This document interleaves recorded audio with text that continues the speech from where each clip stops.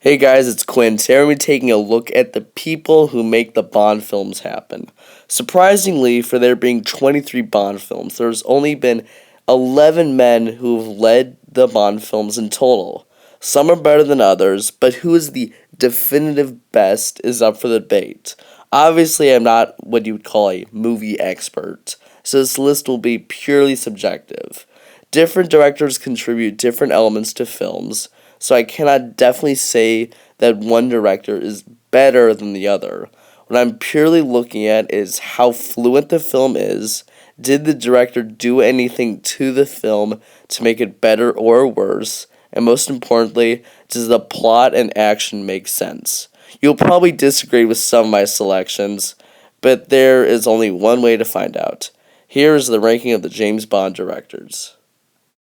Number 11 and 10. Lee Tamahori and Mark Foster, both are the leaders of arguably the two worst films in the series. The reason I'm grouping them together is because of how they both screwed up their respective films, but in completely different ways.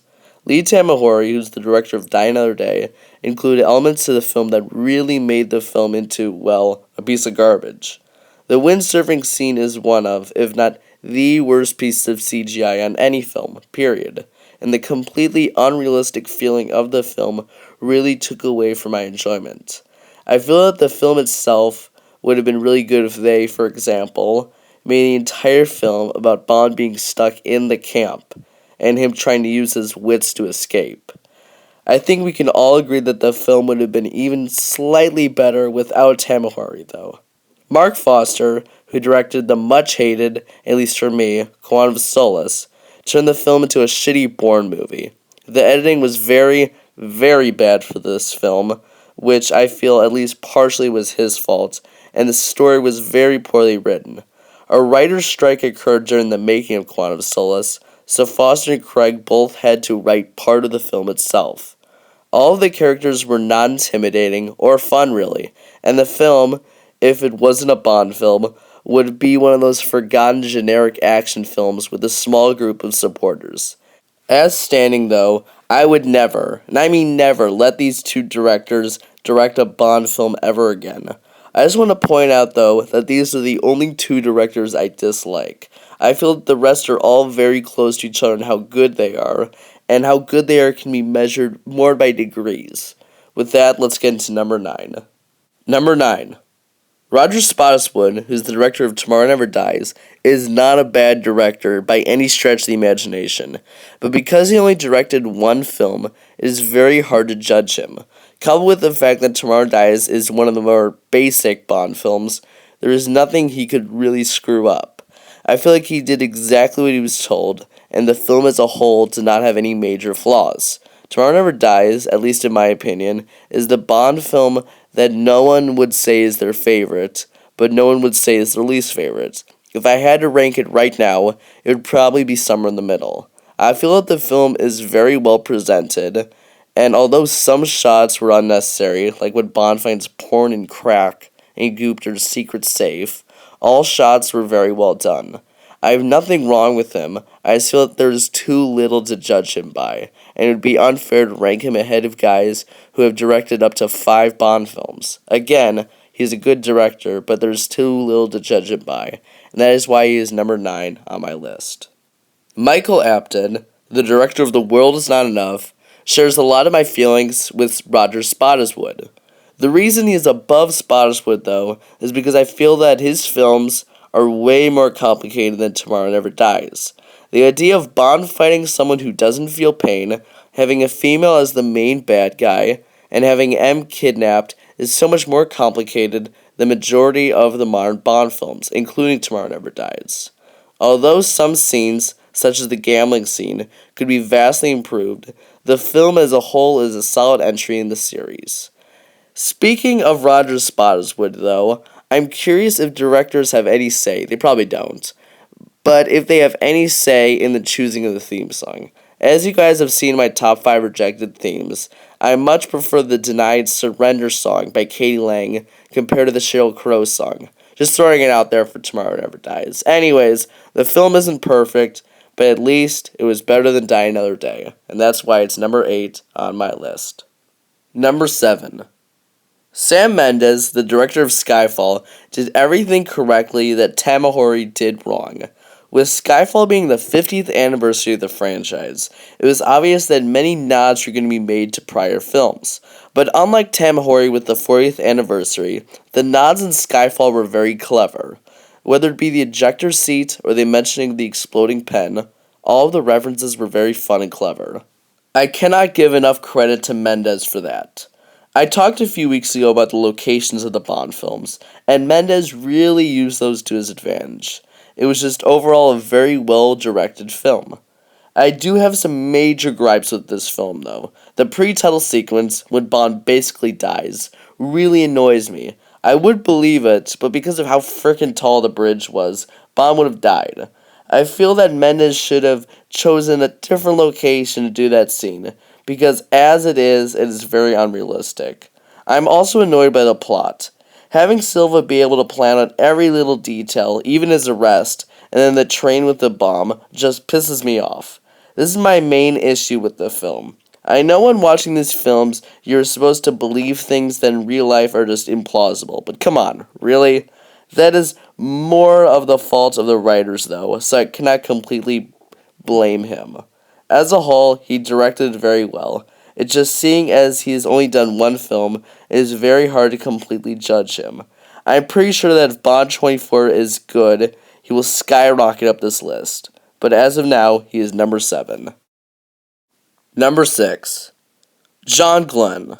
I feel like I should apologize for this one. John Glenn, who's the director of everything from For Your Eyes Only to License to Kill, is the director who has directed the most Bond films. The reason he is number 6 is because of 2 films, For Your Eyes Only and A View to a Kill. Although I believe Octopussy, The Living Daylights, and License to Kill are all very fun, good Bond films that match the time in which they were made, I think that A View to a Kill and For Your Eyes Only were very weak. Yes, For Your Eyes Only is a good film, but there is just something about it that isn't right. I know that statement alone cannot justify for having Glenn at 6, but there really is just something about For Your Eyes Only that doesn't feel right. It kind of feels like a parallel universe Bond film. I think it might be because I think of Roger Moore as the king of camp, and any time that he isn't in his normal shtick, it doesn't feel right. That probably is it. Anyways, A View to Kill is the second film which John Glenn made that was weird. I've already talked about why it is so bizarre in my top 10 Bond films that are different, which can be seen in the features video playlist, but the parallels between this and Goldfinger drive me nuts. A strong villain, a henchman, an awesome theme song, and a pretty good story should have made this film one of the best, but this movie just suffers from a lack of effort, which I feel is partially Glenn's fault. Although his other 3 films are some of my favorites in the franchise, I feel that For Your Eyes Only and A View to Kill, from a directorial standpoint, are not that good, and that is why John Glenn is number 6 on my list. Number 5. Peter Hunt, on Her Majesty's Secret Service. Unlike all the other one-time directors in the series, Peter Hunt made a film which cannot really be nitpicked if we are looking at it at how well it was directed. Although the problem of Blofeld and Bond not recognizing each other is an obvious screw-up on the writer's behalf, you cannot really blame Hunt for this. I do wish, though, that there was a little, one line of Bond basically saying, I know Blofeld would recognize me, but this is the only way I can get to him. Now I know that On Her Majesty's Secret Service was the book that was written before You Only Live Twice, and I know that this movie was made in the same vein as Casino Royale in terms of back to basics, but the fact that the two do not recognize each other after an entire film of Bond hunting and finding Blofeld only 2 years prior is one of the biggest plot holes in any Bond film. Again, I cannot blame Hunt, but if you could have made something just very small to adjust to with this, it would have been better. Overall, On Her Majesty's Secret Service, with the exception of the Blofeld Bond screw-up, was extremely well made. A lot of that is because of Peter Hunt, and that is why he's number 5. Number 4. Lewis Gilbert, You Only Live Twice, The Spy Who Loved Me, and Moonraker. At this point, All of the directors are so close in terms of how good they are that it only takes one or two screw-ups for them to be knocked down a spot or two. Originally, I had Guy Hamilton here, but after much consideration, I decided to change the entire top four. The reason I decided to re-rank them is because I realized that all three of these films are literally the exact same thing. Moonraker is The Spy Who Loved Me, and The Spy Who Loved Me is You Only Live Twice. Now, Bond films are kind of known for being the same cheesy story every time over, so I cannot blame it too much. But in order to separate these three, you really got to nitpick. So here it goes. In the pre-title sequence of Moonraker, when Bond is fighting with the henchmen in the air, the fight lasts for a really long time, and neither seems to be getting even slightly close to the ground. But once Jaws comes in and his parachute doesn't work, both Bond and Jaws reach the ground in like 20 seconds. Coupled with the fact that Bond gets all the way back to MI6 like within the day, I gotta take points away from Gilbert. See, I'm a bastard. So yeah, Lewis Gilbert. As good as he is, he's number 4 on my list. Number 3, Terrence Young, Dr. No, From Russia with Love, and Thunderball. This is probably the hardest call on my entire list. Dr. No is the beginning of the franchise, but Thunderball is probably the most basic Bond film ever. But at the same time, Young also directed what is quite possibly the greatest spy movie ever in the form of From Russia with Love. And I am not the only one who thinks that. A little while back, I watched a video about the top 10 spy movies ever, and From Russia with Love came second only to North by Northwest. One of the main things I was praised about From Russia with Love was the directing, and I agree. Dr. No From Russia with Love, Young directed in a way that really shows how amazing the franchise is if effort is put into it. Dr. No is the birth of the franchise, and although some minor things such as the dragon were distracting, the movie as a whole was solid. From Russia with Love is just a great film, and in my opinion is the best overall film in the series. But then we have Thunderball. You guys know that I enjoy the movie, but wow. There's some elements in that movie that drive me nuts. If there was one thing I could choose, though, it would be the scene when Bond is stuck on the shaking chair. Like, seriously, why even have that scene? The movie is already stupid enough. I love the film, but I cannot defend it for things like that. Anyways, I'm ranting. Terrence Young is a great director, but the campy style of Thunderball with Connery instead of Roger Moore is too much. For this reason, Young is number 3. Number 2. Guy Hamilton, Goldfinger, Diamonds Are Forever, Live and Let Die, and The Man with the Golden Gun. Guy Hamilton is a really great director who I believe has a style that really matches the franchise. He doesn't play mind games, he doesn't try to go art house on us, he just simply presents the script as written. As seen with Mark Foster in particular, some directors try to use harsh editing and deception-like camera angles and writing to try to make the film into something it isn't.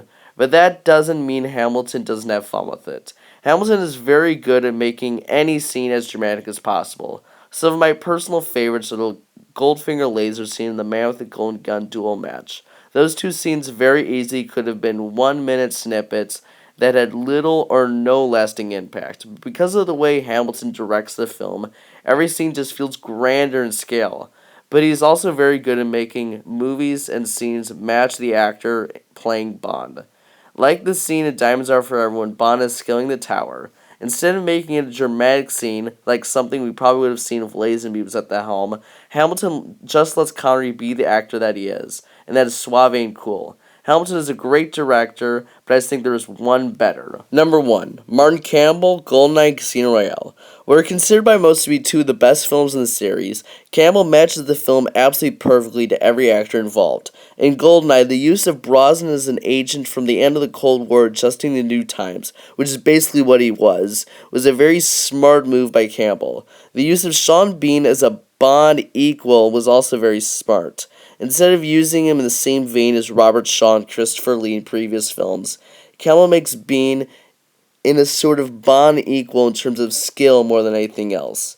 Xenia and Natalia are both very well used as well, and including Boris and Ormov as semi-villain adds even more to the fun of the film, but at no time does anyone feel like they are being overshadowed, which I really like. Following the critical disaster of Die Another Day, Campbell made one of the most back-to-basic films in the form of Casino Royale. Craig is awesome in this film, and changing the formula from everything from the use of the gun barrel to the Bond girl dying in similar fashion to Tracy and Honor Majesty's Secret Service really makes the film feel more realistic and down-to-earth. For all these reasons, Campbell is the best director in the Bond series. Agree? Disagree? Leave a comment and I'll see you guys next time.